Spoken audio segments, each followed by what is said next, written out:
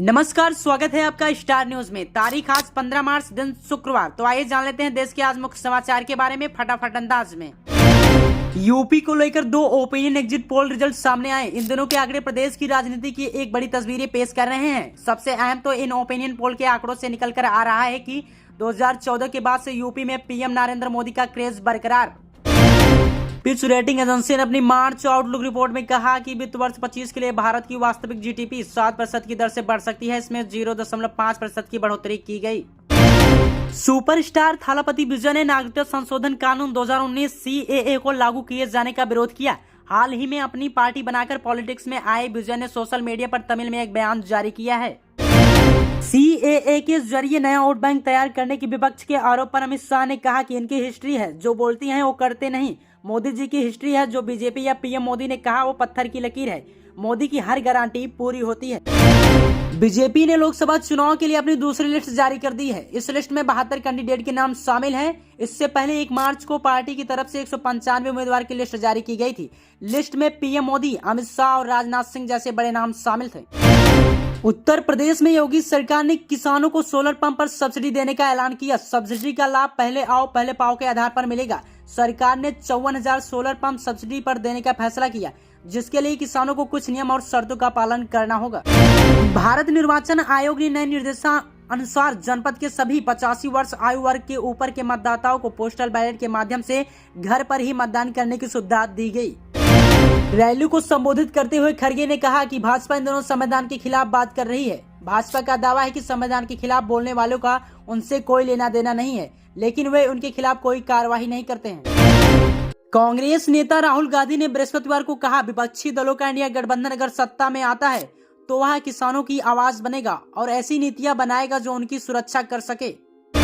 मोदी ने 14 मार्च को Suzuki motor की गुजरात मैन्युफैक्चरिंग फैसिलिटी में भारत की पहली ऑटोमोबाइल इम्प्लांट रेलवे शेडिंग का उद्घाटन किया।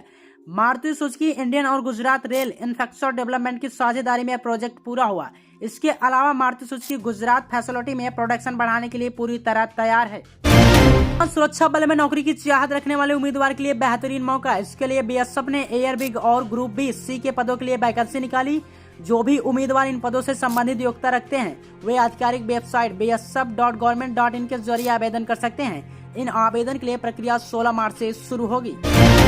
भारत सरकार ने 11 मार्च को देश में नागरिकता संशोधन अधिनियम लागू करने के लिए अधिसूचना जारी कर दी। कानून के लागू होने के बाद पाकिस्तानी लोग मोदी सरकार के इस फैसले को असली लीडर वाला काम बता रहे हैं। पाकिस्तान में युवा वर्ग इस बहाने अपनी सरकार से भी सवाल उठा रहे हैं। लोकसभा चुनाव से पहले एबीपी न्यूज की ओर से सी वोटर ने ओपिनियन पोल किया। देश के कई राज्यों में बीजेपी क्लीन स्वीप कर रही है तो दक्षिण भारत में बीजेपी को झटका लगा है।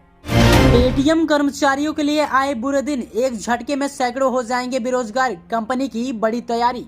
अगर आप भी एक आधार कार्ड धारक हैं और आपका आधार 10 साल पुराना है तो फिर आपको अपने इस आधार को अपडेट करवाना है। वहीं अब तक इसे मुफ्त में अपडेट करवाने की तारीख 14 मार्च 2024 थी, लेकिन अब भारतीय पहचान प्राधिकरण इस तारीख को बढ़ाकर 14 जून 2024 कर दिया है। इसका मतलब है अब आप 14 जून 2024 तक मुफ्त में अपने आधार को अपडेट करवा सकते हैं।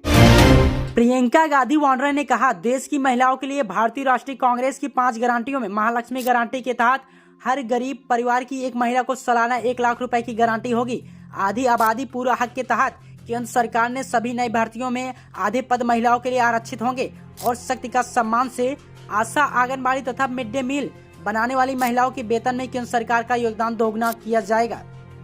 14 मार्च सोने के भाव में गिरावट आई। गोल्ड के दाम पीक पर पहुंचने के बाद इसमें करेक्शन नजर आ रहा है। 22 और 24 कैरेट गोल्ड का रेट 130 रुपए से लेकर 250 रुपए तक कम हुआ। एसबीआई ने चुनावी बॉन्ड को लेकर सुप्रीम कोर्ट में याचिका दाखिल की। बैंक के अनुसार कोर्ट के आदेश के अनुसार सभी उपलब्ध विवरण निर्वाचन आयोग के समय रहते मुहैया कराया गया।